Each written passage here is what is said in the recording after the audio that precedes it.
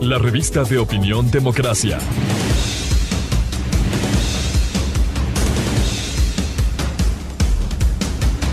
A esta hora, la revista de opinión Democracia presenta Miguel Rivadeneira. Los protagonistas, las entrevistas, la búsqueda de la verdad.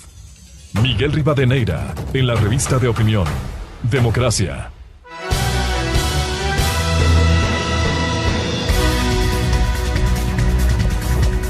6:31 en el territorio continental ecuatoriano. Un saludo cordial y afectuoso a quienes siguen la revista de opinión Democracia este miércoles 22 de septiembre del 2021. Antes de iniciar la jornada de entrevistas, los debates aquí en la revista de opinión Democracia, queremos referirnos al menos a dos temas de coyuntura y que los vamos a abordar el día de hoy. El uno tiene que ver con el tema educativo. Está previsto un diálogo con la ministra de Educación, María Estela Brown. Ayer hubo un informe que dio cuenta de los resultados de lo que ha ocurrido en medio de la pandemia en el sector educativo y el retorno a clases en el régimen Sierra y Región Amazónica Ecuatoriana. Según el dato del Ministerio, 293.224 alumnos asisten a las aulas escolares. Hay solo 21 casos de COVID-19 desde el retorno. Y de esos 21 contagiados, 16 ya se han recuperado y ninguno evolucionó de manera negativa. Cerca del 25% de las 16.000 instituciones educativas que hay en Ecuador cuenta con autorización para hacer uso progresivo de sus instalaciones. Hay que decirlo, si bien en el sector de la salud se registra una reducción sustancial de los contagios, una caída sustancial de la demanda en las unidades hospitalarias y en las unidades de cuidados intensivos, lo cual es bueno para pasar a una relativa normalidad para atender operaciones programadas y otro tipo de atención.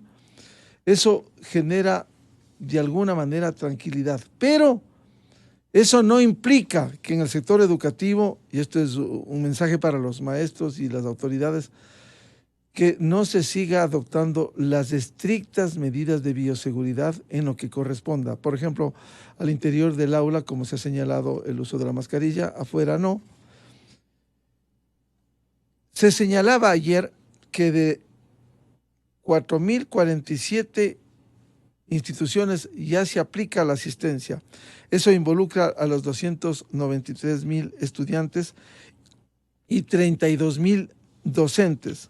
Lo importante será también este gran desafío que se ha planteado ya el sector de la salud y que debiera ser recogido adecuadamente en el sector de la educación, como es la vacunación a menores de 12 años. Se ha dicho que con la vacuna Pfizer se podrá administrar a niños de 5 a 11 años con una dosis menor de lo que se administra a los jóvenes y a los adultos y adultos mayores. Por tanto, queda este gran desafío. Lo importante en el sector de la salud, y que hay que decirlo, es cuando el Ecuador retoma la senda de lograr la calidad en la educación. Esa es una deuda pendiente, al igual que en el sector de la salud pública. La calidad y la calidez en el sector de la salud y la calidad en el sector de la educación. Deuda pendiente que no ha podido ser lograda pese a los esfuerzos y la entrega de recursos. Aquí hay que cambiar el sistema de manera estructural para lograr educación de calidad. Porque si no mejora la educación, hay que estar conscientes, no va a mejorar ni vamos a tener un mayor desarrollo en el Ecuador. No vamos a votar bien en las elecciones cuando no existe una población debidamente educada. Y el otro tema que lo vamos a abordar esta mañana también en la revista de Opinión Democracia se relaciona con el escándalo en la Asamblea Nacional. Quiero insistir, este tema debiera ser secundario hay otros grandes temas, como el anuncio del gobierno que para este viernes va a entregar el proyecto Creando Oportunidades, que aspira a generar nuevas fuentes de empleo. Se habla allí también de la reforma tributaria y otros temas. De eso debiéramos estar hablando con mayor profundidad. Lastimosamente no nos podemos sustraer porque se dice si la corrupción en el Ecuador durante los últimos años, en el correísmo y el morenismo, asciende a 70.000.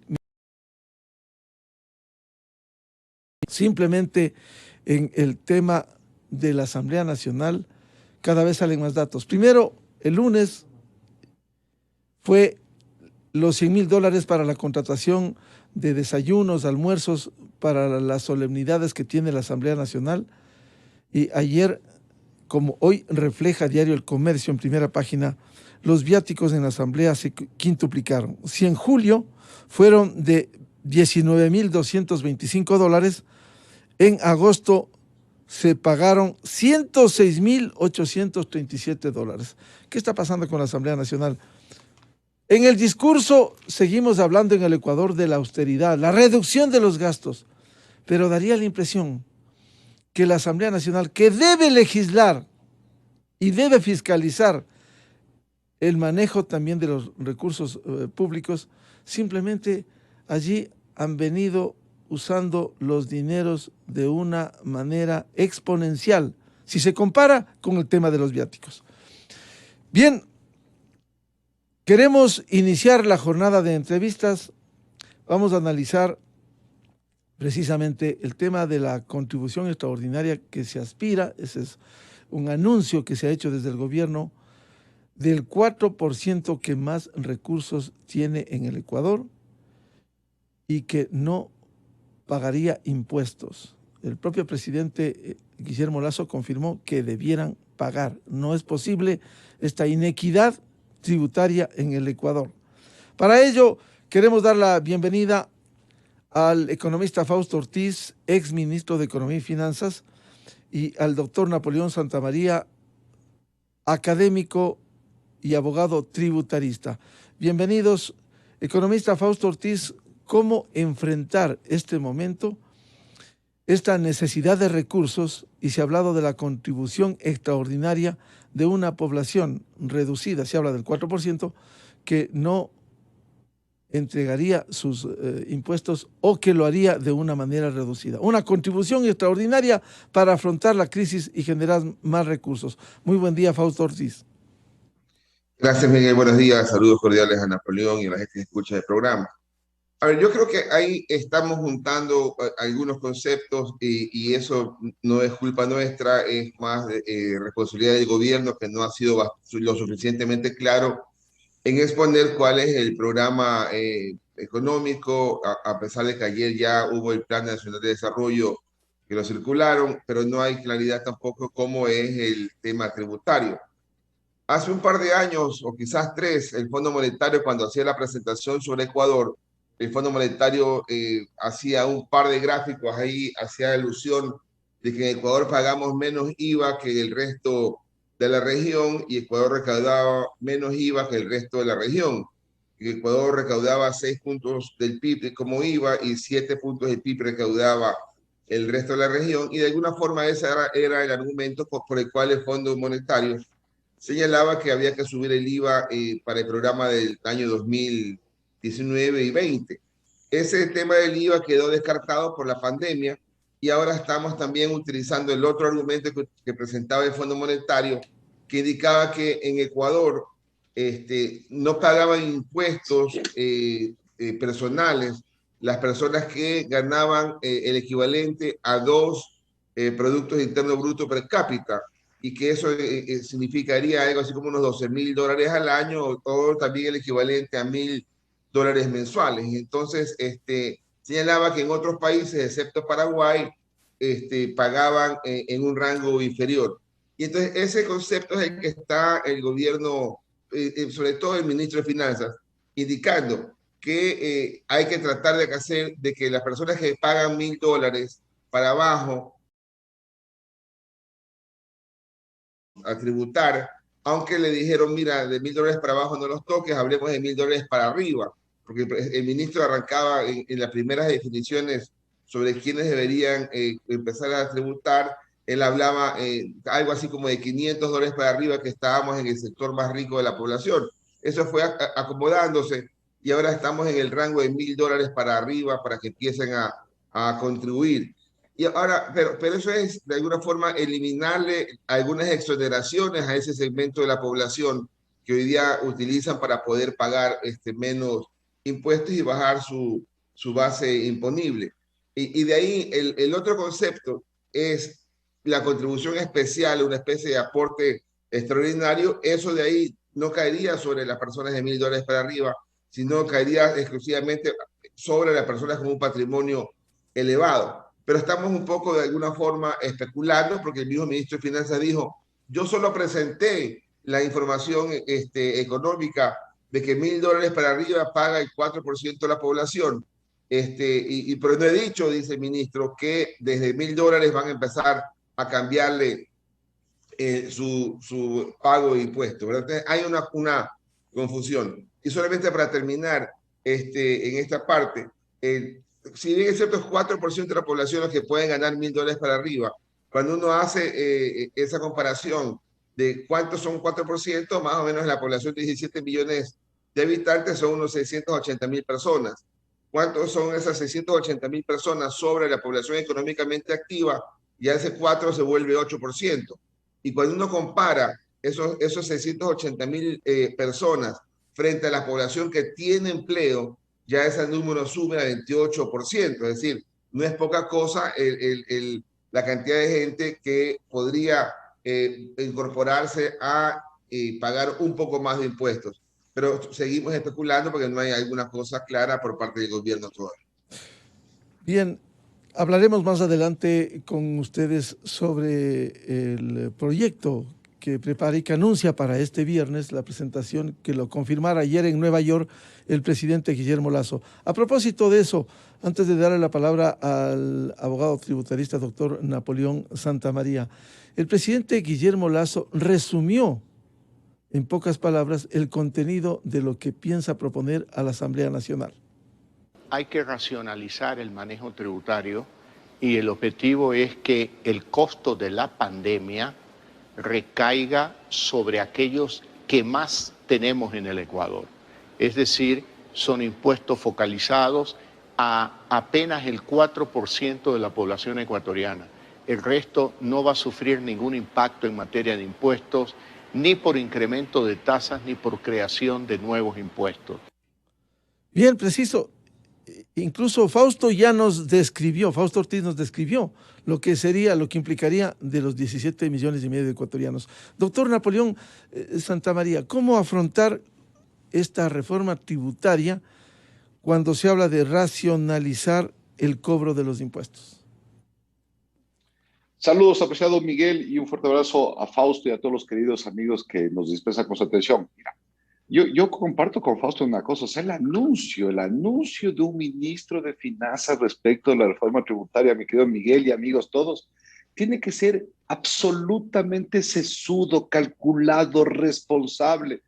¿Por qué, mi querido Miguel? Porque luego de la pandemia, el mundo entero está viviendo unas nuevas reacciones sociales frente al anuncio de posibles medidas económicas. Entre esas, las más importantes, las tributarias, porque esas golpean el bolsillo de los ciudadanos.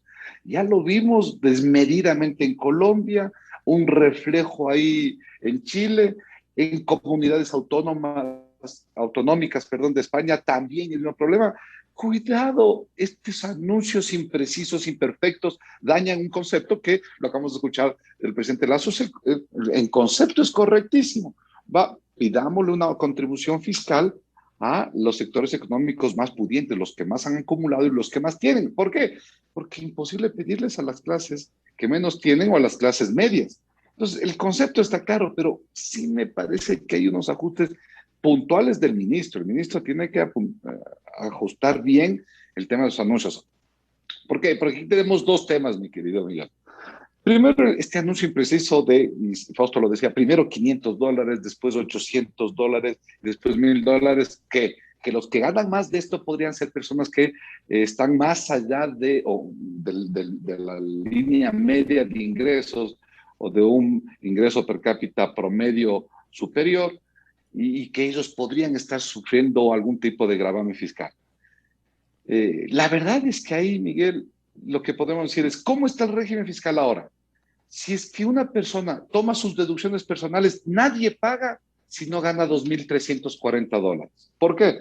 Porque en el Ecuador tenemos una base desgravada de $11,212 y gastos personales de hasta el 50% de eso, obteniendo como máximo $14,000. Es decir, aquí en el Ecuador, si alguien gana $2,304 y toma los gastos personales, no paga impuesto a la renta. La ley lo exonera. Entonces, cuando le escuchamos al ministro que dice $1,000, ya no nos cuadra por ningún lado. Y sí, como dice Fausto, algo inventó el ministro y dijo, yo no he dicho que les voy a cobrar a los demás de 1,000, sino que desde ahí vamos a hacer un análisis para ver hasta dónde jalamos para arriba. Bueno, eso precisamente creo es lo que no hay que hacer cuando se trata de reforma tributaria. Si me permite, Napoleón, sí, claro. Es muy importante esta precisión, ¿no? Porque con el primer anuncio, la gente fríamente, si analiza el ingreso bruto, no neto, descontado del IES, de impuestos, cuando le dicen sobre la base de $1,000, ya comienzan a hacer los cálculos. Un maestro de 100,000, un maestro de $1,500 mensuales o de 1,000 mensuales, simplemente dice, voy a pagar impuestos lo que yo no pago, con esa concepción de lo que usted dice, Napoleón.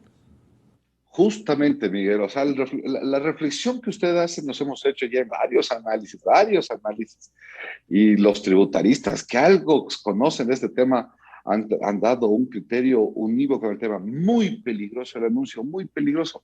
Mi querido Miguel, cuando yo recuerdo el 26 de abril de este año, cuando el presidente Duque presentaba la reforma tributaria en Colombia, también un grupo de tributaristas ecuatorianos, entre otros alumnos, me incluyo, de la Universidad de Externado de Bogotá, en maestrías, le hicimos una carta diciendo, cuidado, presidente Duque, es muy, muy duro, muy arriesgado.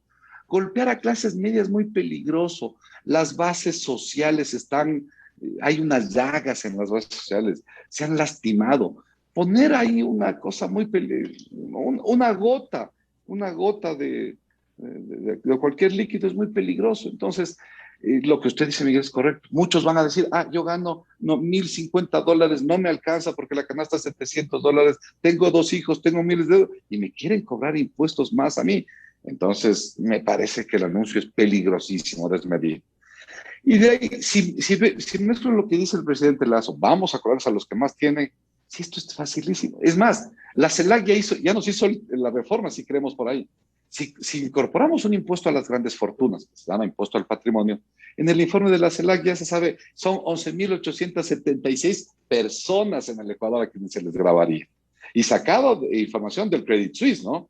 O sea, 11,000, que es el 1 por 1,000, ni siquiera el 1%, el 1 por 1,000 de la población. Y la CELAC dice que recaudaríamos cerca de $1,000 millones si tomamos el modelo uruguayo, y $400 millones si tomamos el modelo colombiano. Ya está, Miguel. O sea, una reforma tan sencilla que podría decir, se crea un impuesto al patrimonio equivalente a tal por ciento a patrimonios superiores a $2 millones en sociedad conyugal. Y dos, pagues esto en el mes de diciembre o enero o febrero, y con eso se acabó el programa de recaudar $700 millones que quiere el presidente. ¿Sabe qué nos pasaría en el país? No se alborotarían las clases sociales, los trabajadores no se pondrían preocupados, todos dedicados a trabajar, y el anuncio habrá pasado inadvertido frente a la gran mayoría de la población. A 12,000 personas se les golpearía. Y ahí sumaría yo, elimínese tales exoneraciones. Elimínese, por ejemplo, que el Ecuador debe dejar de ser un país rentista, Miguel. Imagínate que en el Ecuador, si alguien tiene unos $50,000, lo mejor es no hacer negocios. Lo mejor es poner la plata en el banco, porque todo el interés es renta exenta. Hace un tiempo atrás diseñamos un país rentista, pero ahora hay que salir de esos sistemas rentistas de generación de riqueza. Tenemos un sistema de acumulación inmobiliaria. Si usted vende inmueble y se gana lo que se gana en utilidad del inmueble, esa es exenta. norma del 81, cuando queríamos de alguna manera incentivar algo en el tema inmobiliario. Hoy día ya es otra realidad, se ha incentivado. Bueno, ya, como estas dos, te podré citar 147 exoneraciones que tiene nuestro régimen tributario. Eso es lo que hay que eliminar, algunas que son imprecisas, imperfectas, que le generan al Estado promedio razonable de 200 a 300 millones de dólares, y será la reforma tributaria. 5 artículos, Miguel. 5 artículos, no más. Economista Fausto Ortiz, por lo que señala el doctor Napoleón Santamaría, esto implicaría, esta reforma tributaria, que toque algunos puntos de la estructura tributaria, es decir, reestructurar el sistema impositivo antes que solo gravar al 4% de la población como se ha anunciado. Sí, adicionalmente hay que chequear dos cosas, ¿no? ¿Qué cosa va a ser temporal por una sola vez? Quizás el impuesto patrimonial por un año o 2 años es un tema temporal. ¿Y qué cosa va a ser de largo aliento? Quizás algunas exoneraciones de deducciones o alguna otra esquema que quieran hacer mejoras, ¿no? Y en la parte temporal, inclusive yo creo que el gobierno debe pensar bien si la parte temporal la debe plantear ahora, o podría hacerla a un lado, dado que el gobierno ha recibido los $1.000 millones de recursos no reembolsables del Fondo Monetario en estos derechos especiales de giro. Porque un impuesto temporal tiene una virtud, te da plata este año y no te da plata al año siguiente, por lo tanto es casi equivalente a un financiamiento del fondo. Entonces, eso hay que chequearlo, el gobierno tiene que aclararlo y tiene que decirnos claramente qué es lo que quiere hacer para que la gente no especule, ¿no? Porque adicionalmente la gente piensa, escucha, me van a poner un impuesto de $1.000 y entonces el impuesto a la renta es 25%, me van a quitar 25% de mi salario. Cuando quizás cuando arrancas en la parte baja de los ingresos disponibles, empiezas con un valor pequeño, pero la gente tiene esos errores al momento de hacer el análisis, sobre todo la gente que no ha estado acostumbrada a pagar impuestos.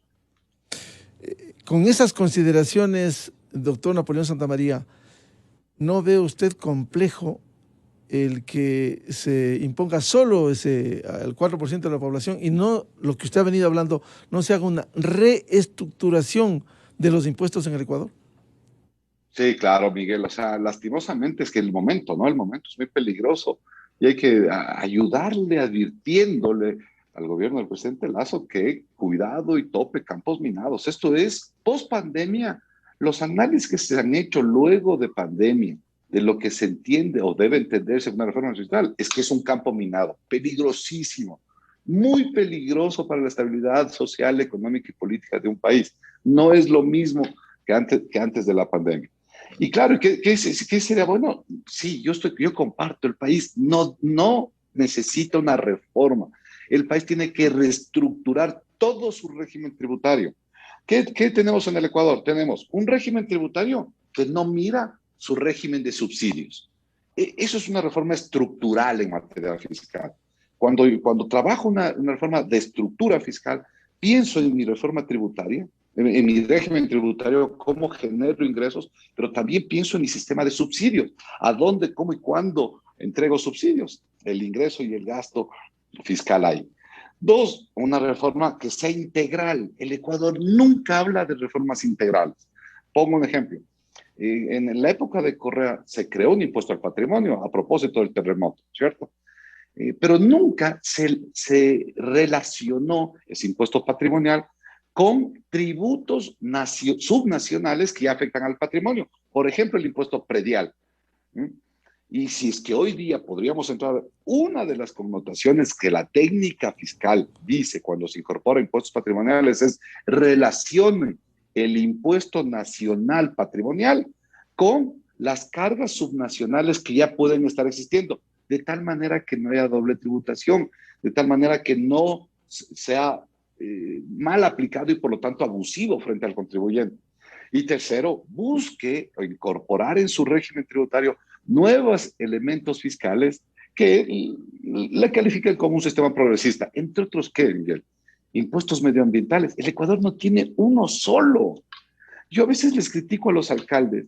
porque esto es tarea de alcaldes. Personalmente he trabajado con algunas alcaldías en América Latina en las que se elaboran ordenanzas para generar ordenanzas, protección del medio ambiente de esas localidades. Medellín en algunos casos, ciudades del Brasil, ya desde avanzada. Yo le pregunto, mi querido Miguel, a todos, ¿qué hacen nuestros alcaldes para crear una ordenanza, que tienen poder tributario, por cierto, para avanzar en estos temas? Y uno, nada, ni Quito, ni Guayaquil, ni Cuenca, absolutamente nada, absolutamente. Eso es una reforma progresista, una reforma que incluye los nuevos conceptos. Pero toda esta belleza que quisiéramos hacer, mi querido Miguel, hoy día no se debe hacer. Y no se debe hacer porque no se puede hacer. Entonces, ¿qué es lo que podemos hacer hoy día? Es lo que políticamente sea aceptable y sea posible.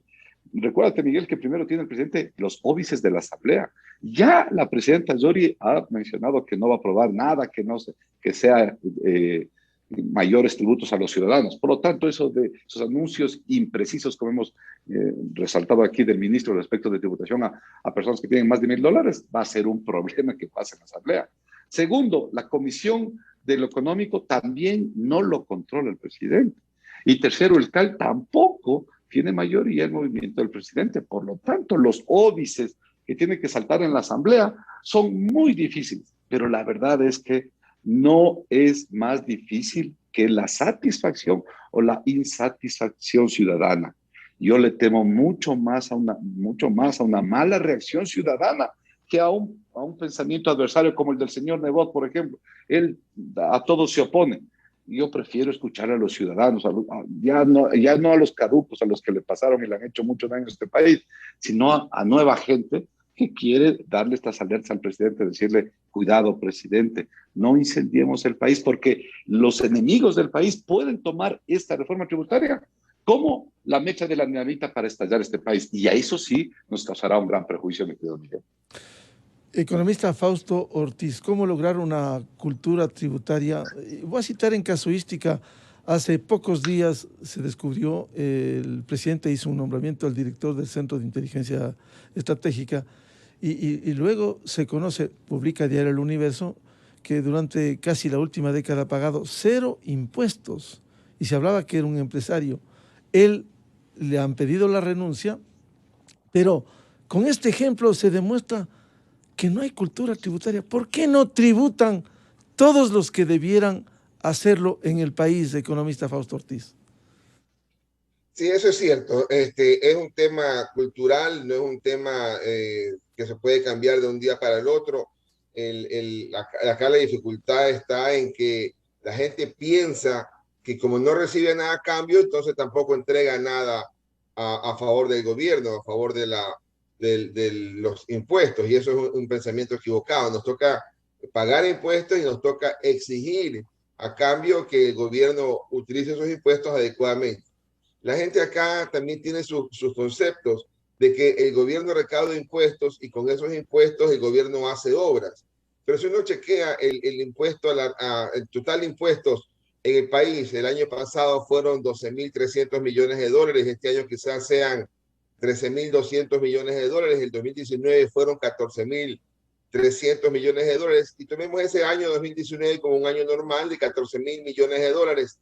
Eso apenas alcanzó para pagar la nómina, que fueron 9.000 millones de dólares, para pagar intereses de deuda, que fueron 2.500 millones de dólares, y no alcanzó para pagar toda la plata que tiene que pagarle el gobierno a la seguridad social. Es decir, no alcanzan los impuestos para atender los principales gastos corrientes. Por lo tanto, todo aquello que el gobierno tenga que hacer, inclusive para pagarle a los municipios, a los gobiernos autónomos descentralizados, para pagarle sus aportaciones del 21% de los ingresos permanentes, eso de ahí se lo tiene que hacer o con petróleo o con endeudamiento. Es decir, a pesar de que el gobierno recaude una cantidad importante en impuestos, no le alcanza para atender la nómina pública y otros 2 o 3 gastos corrientes. Pero el concepto es que la plata que pagamos en impuestos, el gobierno no lo utiliza bien, por lo tanto encontramos por ahí algún tipo de excusa para no pagar. Pero ya llegar a no interesarte esa idea para decir hay un cargo público, yo voy al cargo público, aunque no haya pagado nunca impuestos, está hablando que hay un tema cultural que hay que cambiarlo fuertemente, ¿no? Economista Fausto Ortiz, ya lo señaló Napoleón Santamaría. Uno será el contenido, que lo vamos a despejar cuando oficialmente se conozca, y otro el escenario de la Asamblea Nacional. Si bien no hay precisiones todavía sobre el contenido, ayer dialogamos con Walter Spurrier, columnista de Diario El Universo, columnista de Diario El Comercio, y él decía, habrá que corroborar, confirmar este viernes que se anuncia la entrega, que el proyecto tendría 1000 artículos. O sea, me resistía a creer inicialmente, pero Walter Spurrier lo confirmó, 1000 artículos. ¿Cómo ve Fausto Ortiz el escenario de la Asamblea Nacional cuando ha habido partidos que han dicho, no, como el Partido Social Cristiano, no más impuestos? Y lo dice desde hace décadas. Quiero corroborar lo que decía Walter Spurrier en la revista de opinión Democracia.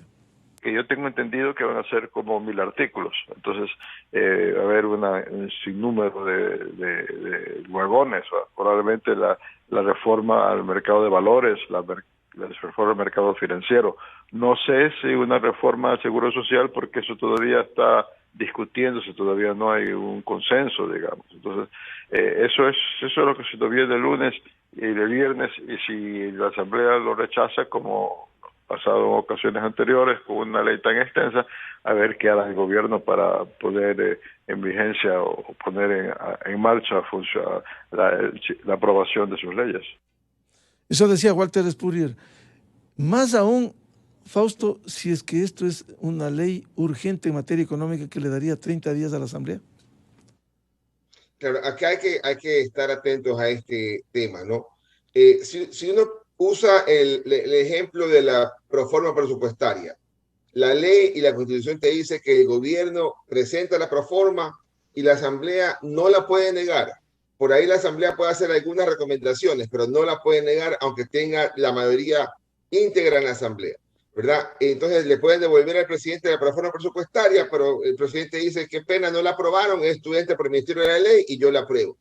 No es lo mismo una ley como esta que usted manifieste, que Walter ayer ha destacado, una ley de 1000 artículos que podría ser el concepto parecido a la ley Trole de hace mucho tiempo, en donde tenía una ley económica, pero que tenía varios temas económicos. Acá hay el riesgo para el gobierno de que la ley entre a la Asamblea, el CAL lo tome, ya Napoleón lo señalaba, no hay mayoría en el CAL podría devolvérselo, y si que logra pasar en el Pleno podrían devolverle la ley, y entonces el gobierno perdería la oportunidad de presentar una ley y que pueda ser aprobada, ¿no? Ahí es diferente el ejercicio de la Asamblea para una ley que para la proforma presupuestaria. Por lo tanto, quizás el gobierno pueda tener que partir esa ley en varias etapas para poder lograr la aprobación, lo cual va a distorsionar su manejo de política económica, porque ya tendrá que entrar a negociar un gobierno que desde el arranque dijo, yo no quiero negociar y no quiero sentarme a hablar con ciertos sectores de la Asamblea Nacional. Con una circunstancia, pasa el tiempo, ya tiene que venir la proforma del 2022, que se entiende sería tomada en cuenta las reformas que aspiraría el Ejecutivo que sean aprobadas para iniciar el ejercicio fiscal el 1 de enero del 2022. Sí, pero muy poco de lo que de lo que venga en la contribución de impuestos vaya a la proforma. O sea, si uno mira el programa con el Fondo Monetario vigente hace meses, era equilibrado, ¿no? Los 5 puntos del Producto Interno Bruto que tenían que ajustar en el tema fiscal era equilibrado. La mitad ajuste de impuestos 2.5 y la mitad ajuste de gastos 2.5. Y ahí en 2 puntos del IVA estaba la mayor parte del ajuste, 2-3 puntos del IVA. Lo que venga con el Fondo Monetario, lo nuevo, es distinto, es mucho menos peso en lo tributario y mucho más peso en el recorte del gasto. Por lo tanto, no le complica tanto al gobierno el que no le apruebe alguna reforma tributaria en la Asamblea, toda vez que no está cargado su programa del 2022 en temas tributarios. Le golpea políticamente porque le está diciendo, aquí, si quieres bailar, no es con tu música. Doctor Napoleón Santamaría, este tema del contenido del proyecto urgente en materia económica que anuncia el presidente Lasso entregará personalmente este viernes en la Asamblea. De darse ese escenario, esa posibilidad que no la podemos corroborar mientras no se vea, no se tenga tangiblemente, de ser un proyecto tan voluminoso como sostiene Walter Spurrier, ¿no complicaría más aún si es que es un proyecto urgente en materia económica y se corre el riesgo, lo que dice Fausto Ortiz, que sea devuelto y nos vamos a pasar en estos tiempos en estas condiciones? No solo eso, mi querido Miguel, porque sí, ya se ha escuchado que una de las estrategias podría ser que se mande una ley bien voluminosa que, calificada como proyecto de económico urgente, según la Constitución, se tiene apenas un mes la Asamblea para que apruebe el proyecto. ¿Qué pasa si no aprueba la Asamblea en ese mes? La ley dice que entra por el Ministerio de la Ley. Pero jugarse eso no solo que corre el peligro de que la Asamblea, las fuerzas opositoras de la Asamblea, que sí podrían ser una mayoría, nieguen el proyecto, lo cual sería peligroso para el gobierno porque habrá iniciado el choque de trenes ejecutivo-legislativo.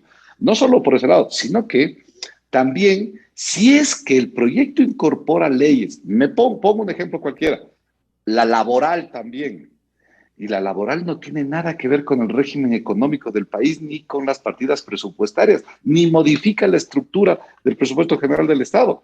Por lo tanto, no debe estar dentro de una ley que tenga el título de económico urgente.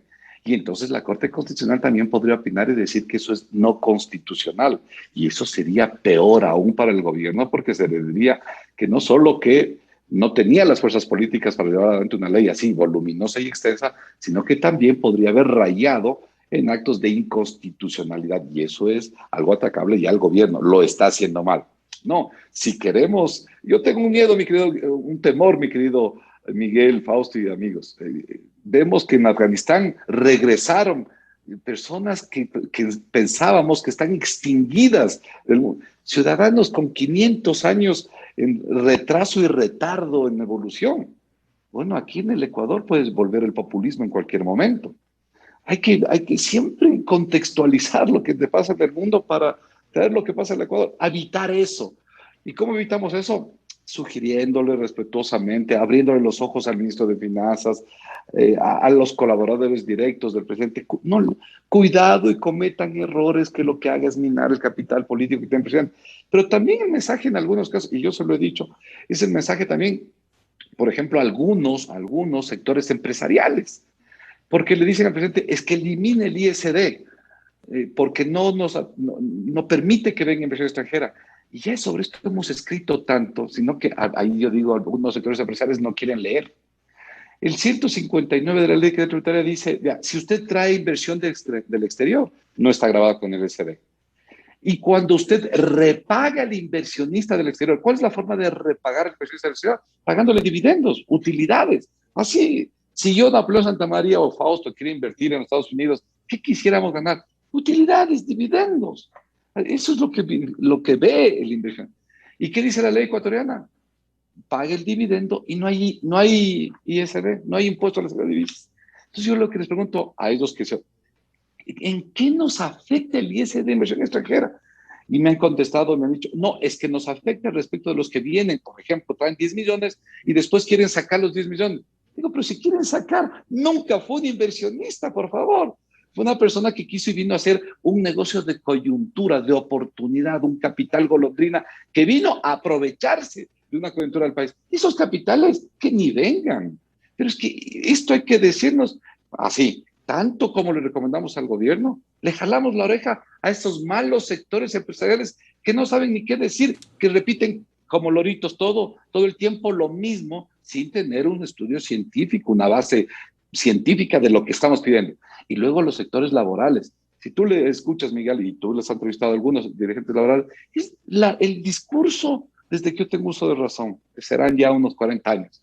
Lo mismo de hace 40 años. No se habla nada de nuevas formalidades de trabajo, la nueva economía, el e-commerce, lo que el mundo tiene. Y es un discurso. ¿Por qué? Porque seguimos teniendo dirigentes como el señor Tatamuez, desde que, no sé, debe ser anterior a mi nacimiento, señor Tatamoes, y el señor X, etcétera, clases sindicales absolutamente decadentes, absolutamente no actualizadas.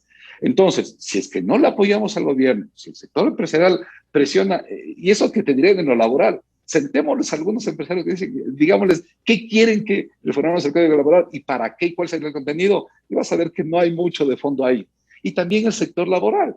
Si es que no nos sentamos como país a tratar de sostener a un gobierno nuevo, que me parece que ha hecho una cosa muy buena, Miguel, yo resalto dos cosas. Acabamos de regresar de Perú y de Colombia. Perú y Colombia no tienen el nivel de vacunación que tiene el Ecuador. ¿Qué mejor programa económico que el de vacunación? Tenemos reactivado casi todo nuestro sector productivo. ¿Por qué? Porque estamos inmunizados. Colombia no lo tiene, mi querido Miguel.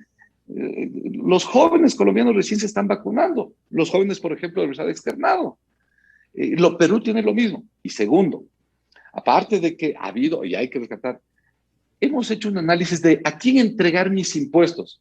Y teníamos al señor Moreno con sus limitaciones bien marcadas para gobernar este país. Teníamos antes al señor Correa con una estela absoluta de corrupción. Los señores de antes mejor no los cito. Y ahora lo tenemos al señor Lasso. Yo les invito a hacer esta reflexión. ¿A quién de estos señores le entregarían sus tributos y que van a administrarlos decente y de mejor manera?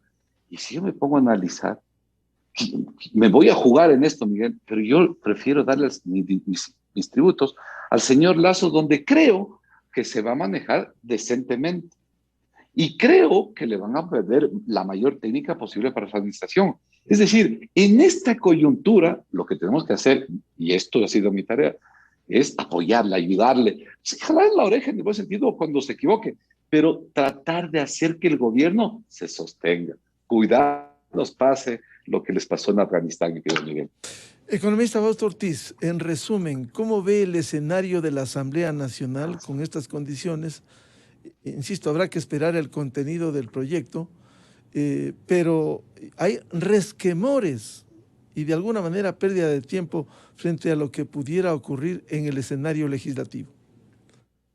Sí, ojalá hubiera la oportunidad de que la Asamblea reciba el proyecto de ley, la analice, lo mejore, envíe algunos cambios, lo discuta, e incorpore los conceptos de la población que va a ser afectada, los expertos, y salga una buena ley. Pero eso es un deseo poco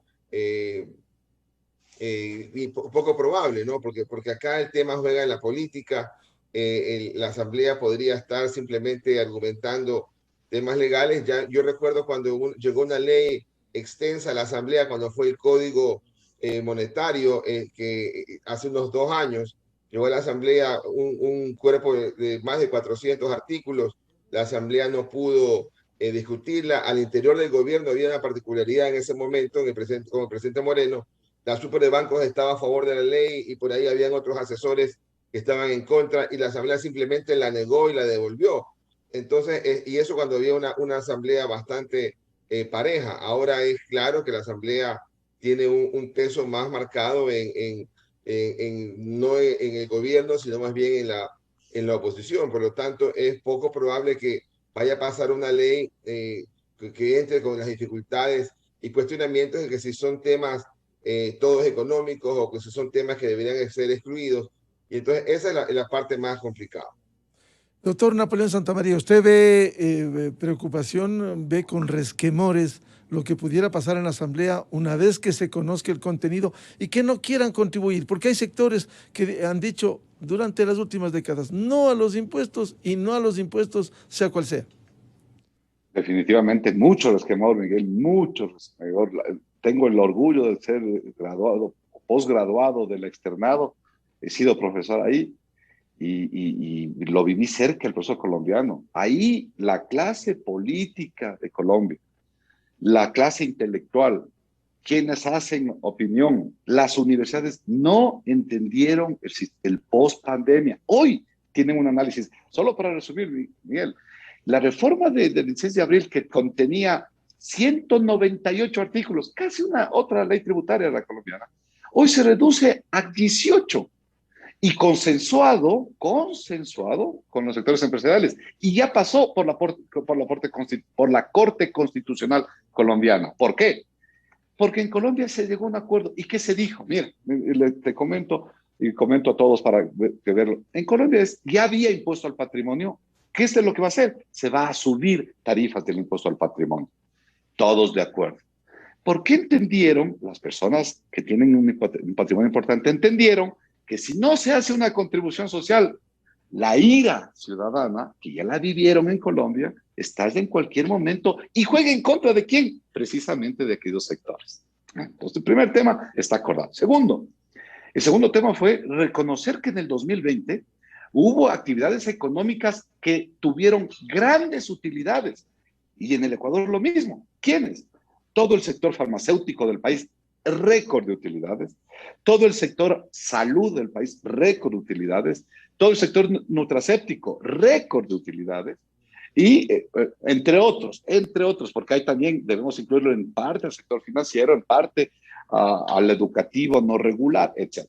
¿Y qué se dijo en Colombia? A esos sectores que les fue bien en pandemia, se les está grabando con 3% más la tarifa del impuesto a la renta. Mira que en Colombia, para que los que quieran comparar, en Colombia ya la tarifa con el 3% va a llegar al 41% en total. Y tres, lo que sí le dijo, o sea, lo que sí está haciendo Colombia es de los 258, porque la colombiana tiene más huecos fiscales que la ecuatoriana, que componen un gasto fiscal desmedido, abusivo, ¿eh? Porque los que más o menos entienden esto se exoneran, dispensan, excluyen de la tributación a todos, a este sector. Eso es insostenible. Bueno, y el Banco Mundial ya lo ha dicho, América Latina, ustedes tienen un problema de gasto fiscal por exenciones muy grande. Bueno, Colombia lo que está haciendo es de los 158 va a tratar de eliminar 90. Esto es la reforma tributaria colombiana. Quitar exoneraciones, gravar con sobretasa a los que les fue bien en pandemia y a los grandes patrimonios. Mira, después de desangrarle al país, se estima que desde el 26 de abril hasta el mes de julio, Colombia perdió 3.5% de su PIB, solo producto del bloqueo de carreteras, de los muertos, de los incendios, de lo que todos sabemos lo que pasó en Colombia. Eso es lo que no quiero que le pase a mi país, Miguel. Me aterra que pase eso. ¿Y por qué? Por lo que veamos la Constitución Nacional. Partidos de derecha como el Partido Social Cristiano, miremos el discurso del señor Jaime Nebot. No se ha hecho nada. Señor Nebot, son 3 meses. Es que dijo que iba a eliminar el impuesto a las microempresas. Eso es desde la Asamblea. O sea, un político de 60 años diciendo cosas imprecisas, futiles, banales. O peor aún, es vergonzoso. Y lo mismo con los opositores. Aquí tenemos los señores de UNES. Ya sabemos lo que tienen la agenda del correísmo. Claro, decir no a todo. Y a eso se está sumando Pachacuti. O sea. Y por eso hay que decirle a los partidos que se quedan que ojalá la izquierda democrática que no le haga un juego a estos movimientos vastos. Pero sabes que, Miguel, yo confío en estos señores políticos y ellos son los causantes de la debacle del país. Por eso es que hay que hablarle al ciudadano. Ustedes, ciudadanos, estén atentos. Ustedes debatamos esto cuando quieran. Llamémonos, etcétera. Y ustedes empodérense en el conocimiento para que cuando llegue a la asamblea opinen, aporten, apoyen o critiquen responsablemente. Pero todos construyamos una cosa, gobernabilidad para que el presidente Lasso pueda llevar adelante su mandato y que el país salga ganando.